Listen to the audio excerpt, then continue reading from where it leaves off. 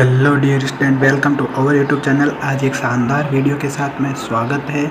आज अपन बात करेंगे बीपीएच, बिनाइन प्रोस्टेट हाइपरप्लेसिया या हाइपरट्रोफी।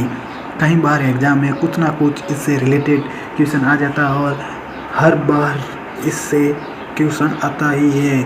चाहे बीएससी नर्सिंग का फर्स्ट ईयर एग्ज़ाम हो, चाहे सेकेंड ईयर के एग्ज़ाम हो, या अपन बोल सकते हैं नॉर्थ सेट, डीएसएसबी, एसजीपीजीआई और रिलेटेड जीएमसीएच हो गए, पीजीआई हो गए, में आपको कुछ ना कुछ इनसे रिलेटेड क्वेश्चन पूछे जाते हैं।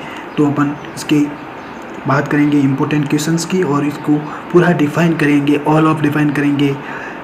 चलिए शुरू करते हैं। बीपीएच का फुल फॉर्म बी एग्ज़ाम में पूछ लिया जाता है। बीपीएच बिनाइन प्रोस्टेट हाइपरट्रोफी बोल सकते हैं या हाइपरप्लेसिया बोल सकते हैं। बिनाइन का मतलब होता है नॉन कैंसरस।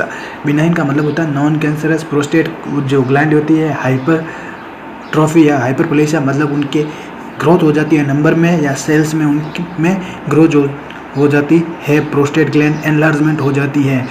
इसकी डेफिनेशन क्या है? Enlargement of prostate gland. ये भी याद रखना आपको कि बीपीएच होता क्या है। एनलार्जमेंट ऑफ प्रोस्टेट ग्लैंड जो नॉर्मल होती हैं, मान सकते हो ये होती है, और बिनाइन प्रोस्टेट हाइपरट्रोफी में इसका शेप ऐसा हो जाता है, एनलार्जमेंट हो जाती है। क्या कारण है कि उसके एनलार्जमेंट हो जाती है प्रोस्टेट ग्लैंड? तो एज अगर 50 ईयर, मोर देन 50 ईयर है तो बिनाइन प्रोस्टेट हो सकता है, और डीएसटी डिहाइड्रोटेस्टोस्टेरोन के कारण भी बीपीएच हो सकता है। साइन सिम्टम क्या है इसके? Very very important. जो भी साइन सिस्टम है इनके अकॉर्डिंग टू अपन बोल सकते हैं एनलार्जमेंट ऑफ प्रोस्टेट ग्लैंड के अकॉर्डिंग ही साइन सिम्टम बनाएंगे। आप खुद अपने अकॉर्डिंग भी बना सकते हो। कैसे, मैं बताता हूँ आपको। अर्ली साइन क्या होगा? Decrease stream of urination. ये मान सकते हो ये यूरेथ्रा है आपका, यहाँ पे प्रोस्टेट ग्लैंड सिचुएटेड होती है। तो प्रोस्टेट ग्लैंड अगर एनलार्जमेंट हो जाए तो यूरेथ्रा का डायामीटर क्या होगा? नैरो होगा, जिसके कारण क्या होगी? उसकी स्ट्रीम क्या होगी? डिक्रीज हो जाएगी। Decrease stream of urination. Stream अपन बोल सकते हैं उसकी धार जो नॉर्मल होती हैं उससे वो कम हो जाती हैं, मतलब ये यूरेथ्रा का डायामीटर नैरो हो जाता है, जिसके कारण स्ट्रीम डिक्रीज हो जाती है यूरिनेशन की। अब बोलते हैं ड्रिबलिंग। यही बोल सकते हैं नैरो के कारण थोड़ा थोड़ा यूरिन ही बाहर आ पाएगा। ड्रिबलिंग ऑफ यूरिनेशन बोल सकते हैं अपन। याद रखना है, दोनों ही साइन याद रखने हैं। अर्ली साइन क्या होगा? डिक्रीज स्ट्रीम ऑफ यूरिनेशन, और ड्रिबलिंग ऑफ यूरिनेशन अपन बोल सकते हैं ड्रिबलिंग। माइल्ड हिमेचूरिया की कंडीशन अगर होगी, माइल्ड हिमेचूरिया हो सकता है, मतलब बोल सकते हैं कि ब्लड के साथ में यूरिन के साथ में ब्लड आ सकता है, और हेसिस्टेंसी अनेबल टू स्टार्ट यूरिन, और प्रोस्टेट ग्लैंड एनलार्जमेंट हो जाएगी तो हेसिस्टेंसी की कंडीशन, मतलब अपन बोल सकते हैं यूरिनेशन की अर्ज भी नहीं होगी, बहुत ही रेयर मात्रा में होगी। हेसिस्टेंसी अनेबल टू स्टार्ट यूरिनेशन को स्टार्ट नहीं कर पाएगा। इनकम्प्लीट एम्प्टिंग ऑफ ब्लेडर पूरी तरीके से खाली नहीं हो पाएगा, मतलब प्रोस्टेट ग्लैंड होगी तो ब्लेडर पूरा खाली नहीं हो पाएगा। एक और क्वेश्चन है कि अर्ज इनकॉन्टिनेंस कितने लेवल पे होता है? अपन ये क्वेश्चन पूछा जाता है एग्जाम में। अर्ज इनकॉन्टिनेंस कि मतलब अर्ज इनकॉन्टिनेंस हो जाए तो ब्लेडर कितना फुल होना चाहिए कि अर्ज कॉन्टिनेंस होने की जो होगी, तो वो अपना लेवल होगा 400 से 600 ml। फर्स्ट प्रायोरिटी अपॉन 400 को देंगे। एसजीपीजीआई में ये पूछा गया था क्वेश्चन, 2022 या 23 में पूछा गया था ये क्वेश्चन। याद रखना 400 से 600 ml होती है, जिसके कारण अर्ज इनकॉन्टिनेंस हो सकता है, मतलब अर्ज होती है यूरिनेशन करने की। Incomplete emptying of bladder, overflow incontinence हो सकता है, मतलब ब्लेडर पूरा खाली नहीं होगा तो ओवरफ्लो इनकॉन्टिनेंस की कंडीशन अगर होगी, ब्लेडर पूरा खाली नहीं होगा। नॉक्चूरिया की कंडीशन हो गई।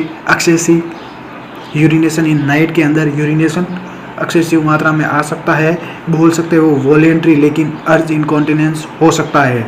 अर्जेंसी एंड फ्रीक्वेंसी, बार बार इच्छा होगी लेकिन कर नहीं पाएगा, यूरिनेशन स्टार्ट ही नहीं होगा। ये देखो, unable to start urination, hesitancy, voluntary passing of urine, urge incontinence. अगर यूरिन नॉक्चूरिया की कंडीशन होगी तो वॉलेंट्री होगी, और अर्जेंसी एंड फ्रीक्वेंसी होगी तो इनवॉलेंट्री पासिंग ऑफ यूरिन मतलब अर्ज इनकॉन्टिनेंस एक इनवॉलेंट्री होता है। जो ब्लेडर मतलब बोल सकते हैं कि ब्लेडर फुल भरा हुआ होगा तो अर्ज इनकॉन्टिनेंस होगा, अपने यहाँ भी यूरिन बाहर निकल जाएगा। आप बोल सकते हैं अपन पूरा निकलेगा मतलब थोड़ा थोड़ा निकलता रहेगा, जिसको बोलते हैं अर्ज इनकॉन्टिनेंस। इनवॉलेंट्री अपने आप ही निकल जाएगा।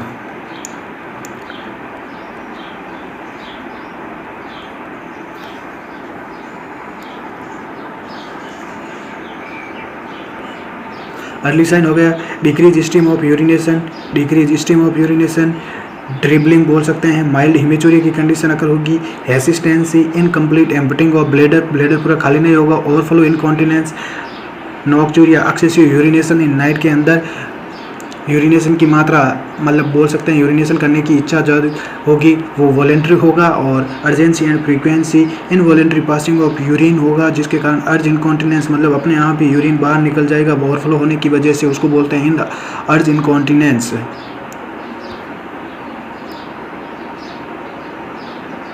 और इसका डायग्नोसिस कैसे करेंगे अपन, यूएसजी के द्वारा अपन कर सकते हैं।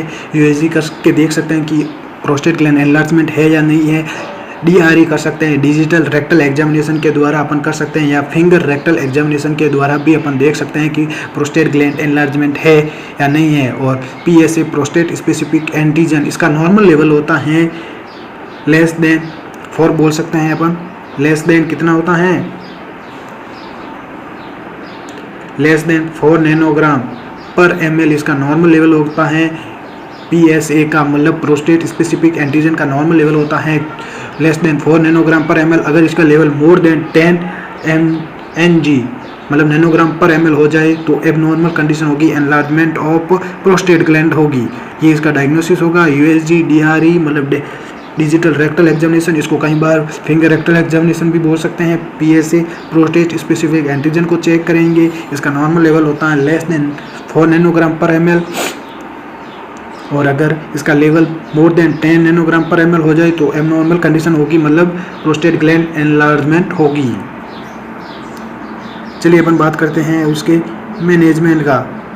मैनेजमेंट क्या होगा, इसकी ड्रग ऑफ चॉइस होती है टेम्सुलोसिन, जो मसल रिलैक्सेंट करवाती हैं। यूरिमेक्स भी बोल सकते हैं, टेम्सुलोसिन होती हैं मसल रिलैक्सेंट। यूरिमेक्स होती हैं 0.4 mg से अपन दे सकते हैं, 0.4 mg बीडी देते हैं बे टाइम में, और हिस्ट्री कलेक्शन करते हैं अपन। पैराजोसोन भी होती हैं और टेराजोसिन, टेम्सुलोसिन, प्राजोसिन और टेराजोसोन। इसकी ड्रग ऑफ चॉइस मेनली याद रखना आपको टेम्सुलोसिन मसल रिलैक्सेंट होती हैं, इसको यूरिमेक्स भी बोल सकते हैं। 0.4 mg के अकॉर्डिंग देते हैं, ओडी देते हैं अपन बेड टाइम बोल सकते हैं, हिस्ट्री कलेक्शन करना है अपन को। अब आते हैं कि प्रोस्टेट ग्लैंड अगर इनसे ड्रग ऑफ चॉइस से भी रिलीज ना हो तो अपन को क्या ट्रीटमेंट देना है, सर्जिकल मैनेजमेंट करना है। सर्जिकल मैनेजमेंट अपन या तो प्रोस्टेट ग्लैंड को उसको डिस्ट्रॉय करेंगे या तो प्रोस्टेट ग्लैंड को निकालेंगे। कैसे निकालेंगे, कौन कौन से मेथड्स के द्वारा प्रोस्टेट ग्लैंड को अपन रिमूव करेंगे या बीपीएच को अपन ठीक करेंगे। TURP transurethral resection of prostate, most common procedure for prostate resection के काम में आता है TURP, याद रखना TURP transurethral resection of prostate.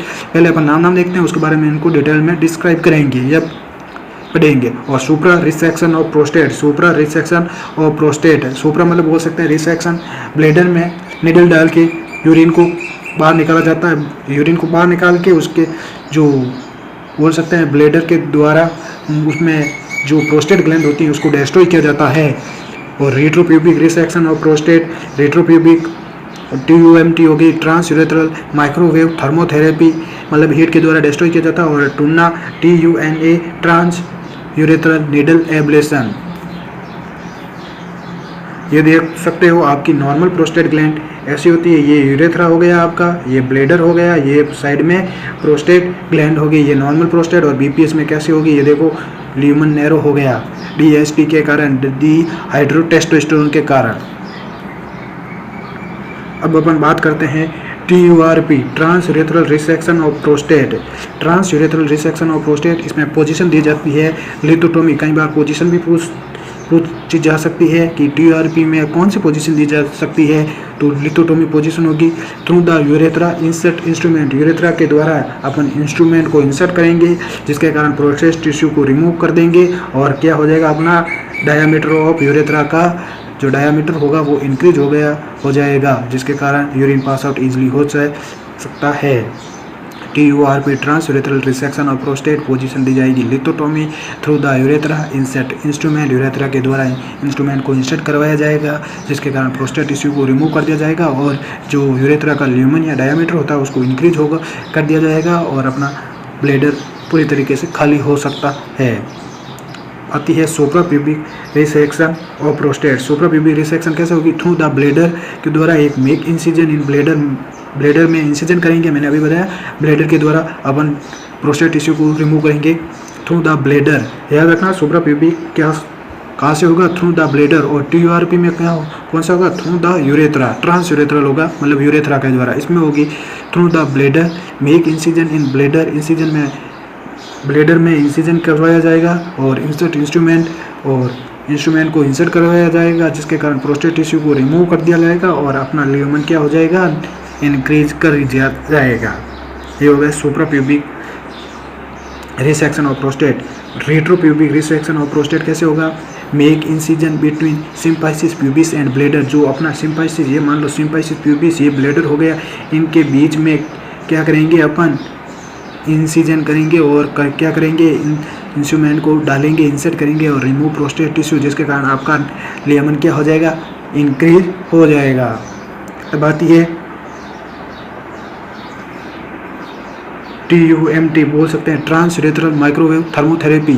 कैसे की जाती है? By the help of thermocath के द्वारा की जाती है। Thermocath by the help of trans urethral microwave thermotherapy के द्वारा की जाती है। By the help of thermocath produce heat को प्रोड्यूस करवाया जाता है। Heat damage prostate tissue, heat क्या करती है? प्रोस्टेट टिश्यू को डैमेज करती है और ल्यूमन को इंक्रीज कर दिया जाता है। और ट्रीटमेंट क्या होता है अपना? TUNA, ये तो आप ऐसे ही समझ सकते हो, transurethral needle ablation. Through the urethra में क्या डाली जाती है? निडल डाली जाती है। TUNA,